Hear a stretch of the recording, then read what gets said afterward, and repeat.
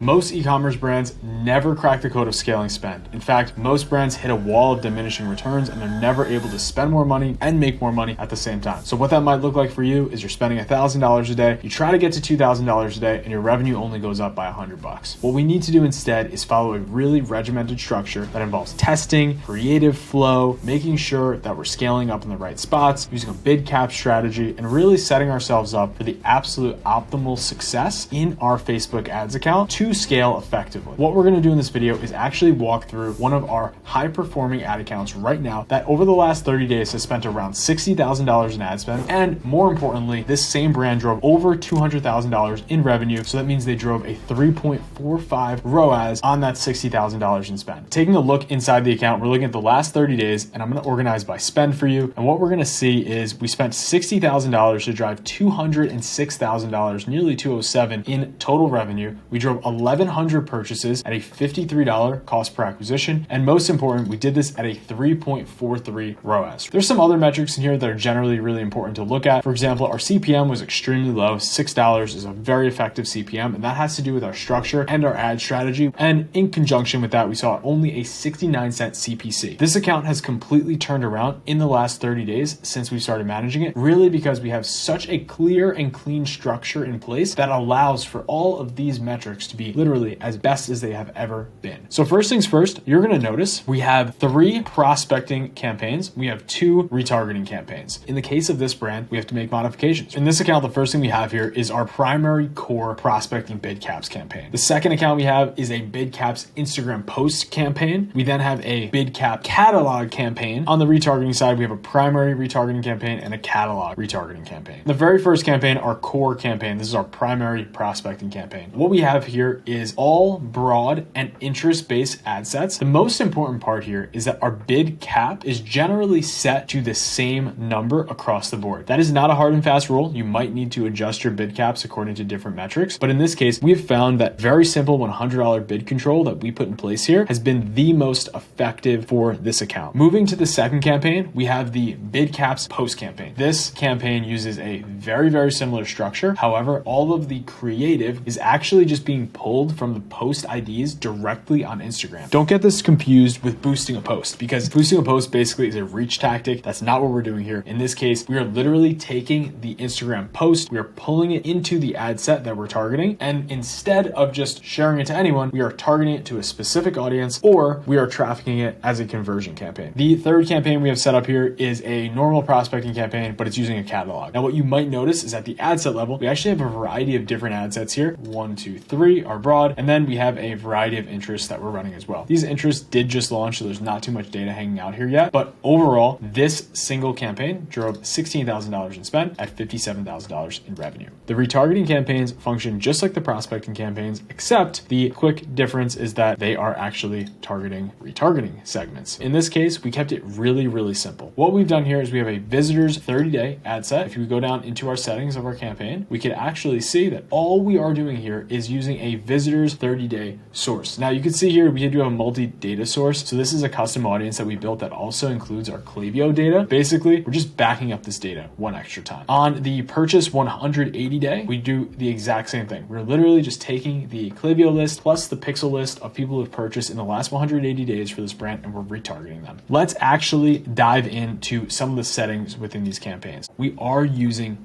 bid caps and we're using CVO for all of these campaigns. Bid cap is basically the absolute most you're willing to pay for any single conversion. So think of it as the ceiling. If you set your bid cap to 100, you should never really pay over $100 for a particular conversion. So the number one question we get is, how do you set the cap? How do you decide? Easiest way you can do this is just align it with your goal. If you know your cost per acquisition goal is $100, then set your cap to $100. If historically you've never been able to drive a $100 cost per acquisition and your goal is $100, don't just set it to 100 and expect great results. It's not going to work like that. Instead, lower it down slowly. Start maybe at 125 or 150 and move from 150 to 140 to 130 to 120 until you arrive at your goal. What you'll notice is that your performance is typically better than your bid cap because, as I mentioned, that bid cap is the absolute ceiling. These bid caps in this single campaign are set to $100 and we're driving a $63 cost per purchase. The bid caps in this campaign are actually set to $109 and we're driving a $50 cost per purchase. So you can really quickly see how the bid cap isn't what's going to happen. This is not a cost cap. A cost cap is going going to take the average, your bid cap is the most you're willing to pay. In all cases, I prefer to use bid caps over cost caps because a bid cap is going to set your ceiling where a cost cap is setting your average. I don't want to pay over $100 for any single conversion because for this brand in particular, it's absolutely not worth it. However, a cost cap is going to get you some conversions over and some conversions under. And that when you're in the settings, just like I'm showing you right here, you are selecting bid cap and not cost cap. So you might be really tempted to actually click one of the options and say cost cap here. Do not do it. Scroll a little bit further down and click bid cap. You will see at least 4 or 5 options of what your campaign bid strategy can be. Let's jump into the actual ad set setup. If you haven't set up your Facebook and Instagram shop by now, please do so. It's going to improve your conversions somewhere between 10 and 30%. For this brand in particular, we saw about a 20% bump in conversions, which was a huge difference. At the ad set level, we are actually setting our bid cap or our bid control. In this case, we put $100. In the more settings for this brand, we are using a 7-day click, 1-day view attribution setting. If you are just starting out, if this is day one for you, I recommend just a 7-day click attribution setting and completely eliminating the view through. The very simple reason for this is that you're going to have no misattribution if you're using 7-day click only. You won't have as much crossover between Google or different ad platforms that you're running. It will be a little bit more pure and you'll get rid of some of the organic traffic that comes in naturally that the view through is actually taking credit for. We are not selecting dynamic creative. The last piece here is actually our audience. About a month ago, Facebook switched over everything to Advantage Plus audiences. That changed audiences going from specific interest to suggestions. A suggestion basically takes the audience that you provide, it starts with that audience, and then it expands beyond it. What we decided to do specifically for this account is leave everything broad for this campaign. What I'd recommend doing if you were starting a fresh account is start broad and then actually just add a few single interest groups. So I would literally go to the detailed targeting section. I would click suggestions and I would take the very first detailed targeting. In this case, Dickie's employees, which is only 22,000 people. It's not enough. So I would actually scroll down to the first interest, which you can see on the right side here. And in this case, it's rock and roll music, which has 300 million potential audience sizes. So that's a huge audience that we could target. It really won't impact our estimated audience size, but it's going to slightly narrow the scope of who we're targeting. Single interest audiences are what we're seeing winning in conjunction with broad audiences at the ad set levels. For placements, keep Advantage Plus placements on. 9 out of 10 brands we work with run all placements and we find it to be better. There are some cases where you might only go feed only, you might only go Facebook only, or you might only go Instagram only. Really, the only cases that I have seen this play out effectively is when you're trying to avoid something like Facebook shops, or if you are targeting a specifically old audience and you only want to be on Facebook because that's where your customer primarily is. Moving on down, there is nothing else to do in this section. You could completely ignore suggested ads. This is not how we're ever going to set this up. Moving forward to the ad level. So what you'll notice is in the names, we have broad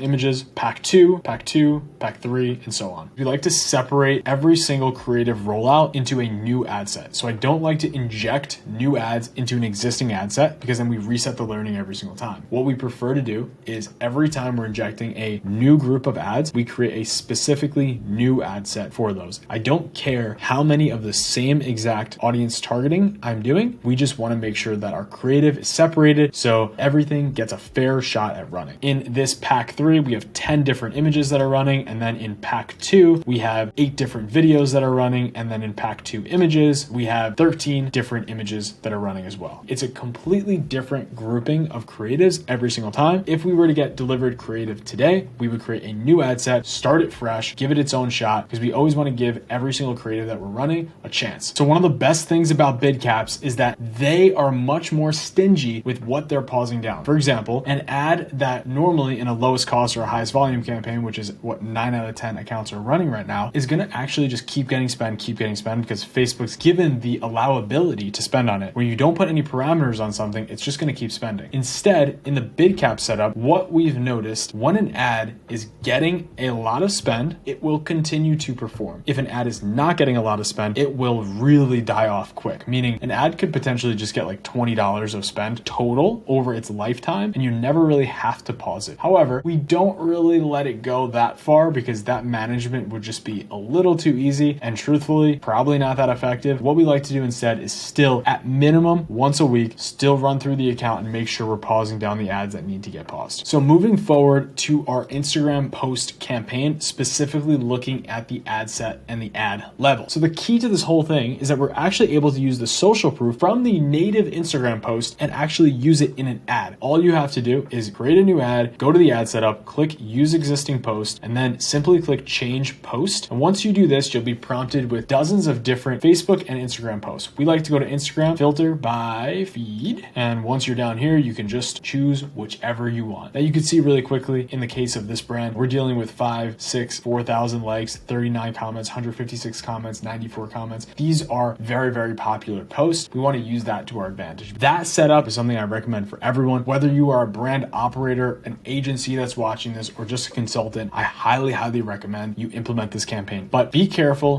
Do not do this unless you are using bid caps. If you're using bid caps, this works because you're telling Facebook, don't spend unless you can get me the conversions I want. If you're not running bid caps, this is really, really dangerous because you're just telling Facebook, spend my money. And if it's not effective, it will still spend your money. Moving forward to the next campaign here, we have our catalog campaign. For catalogs, what we're doing, we're setting everything up as normal, maximize conversions, purchase. We are still setting a bid cap. And then we are going down to our product set. We have broken down our catalog into 3 different product sets for this brand in particular. We have all product, which in this case accounts for men's, women's, accessories, and some sale items. We have a men's only catalog, and then we have a sale only catalog. That's because all 3 of these function a little bit differently. The all products is our catch-all. The sale has lower margins, therefore we need better returns on it. And the men's is the biggest driver for this brand in particular. What we've set up, and this applies to every single category that we have here, we have the product set as men's. We optimize always for website and shop. The key here is that we are finding prospective customers even if they haven't interacted with your brand. So this is just prospecting. We don't need to do any sort of Advantage Plus audiences, but as you can see, we did launch a few interests right here. You will see that we have Vans footwear, which is the exact interest that we set up for this particular brand in this cohort, which is working quite effectively. Scrolling down just a little bit more, we are using Advantage Plus placements. As I mentioned before, this is what I would highly recommend. Drilling down to the ad level, and the 2 ads that we found to be absolutely most successful is the catalog carousel single image and the catalog carousel slideshow. Difference here, they're just 2 settings in your ad. The very first one shows the format of carousel, uses the catalog option of multiple products, and then for the creative option, uses single image. The second option is the exact same thing, except the creative option is a slideshow. The only literal difference of that is a slideshow is using a looping video, kind of feels like a GIF for each card with multiple images instead of just one product showing at a time. This is just going to be a little bit more effective if you have 2, 3 different images for your products at a time. This setup that we have running here is by far the most effective setup to scale. When we break this down on a day-by-day basis, we are telling Facebook, hey, if you could spend $2,000 at the bid cap that we've given you, you can spend it all day long. What winds up happening is Facebook pulls back and spends more on better or worse days. So what we'll typically see is that on a very, very efficient and effective day, Facebook will spend this entire $2,000. However, on an inefficient day, it will actually pull back and spend slightly less. This is the entire concept of spending money when you're more likely to make money and spending less money when you're less likely to make money. Here's one of the best examples of this in action. For our primary catalog campaign using bid caps, we have here set about a $100 bid cap across all of our ad sets. So we are looking at the campaign level, but just keep in mind every ad set has about a $100 cost per acquisition target. Over the course of about 7 days, this campaign struggled a little bit. It actually was only spending 300, 300, 300, 300, 100, 150. This is an indication that it should not spend the full budget. And then what we just started to see literally yesterday is the budget doubled and our cost per acquisition went all the way down to $28. One of the most efficient days that we've had in a while. And I would bet you that today, February 23rd, this amount spent is going to go even up higher because I think that there's more opportunity. Run this into your account. If you have questions about it, let me know in the comments below. If you're spending this much money already and you're not driving the ROAS that you need to achieve, and you think that it can be managed better than you're currently getting, let us know. Reach out to us at themoonlighters.co. We are here to work with brands that do over $30,000 in ad spend per month. Cheers, everyone.